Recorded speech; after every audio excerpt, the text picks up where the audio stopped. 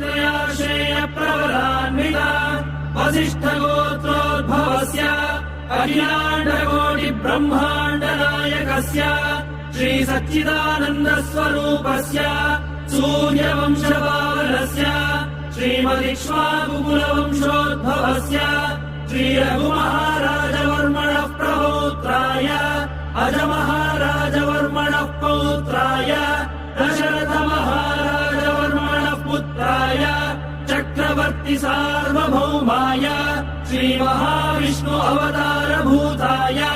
भरतखण्ड आत्मस्वरूपाय श्रीपट्टाभिरामचन्द्र स्वामिने श्रीरामचन्द्रम् सीता लक्ष्मण भरत शत्रुघ्न सहित सदा वन्दित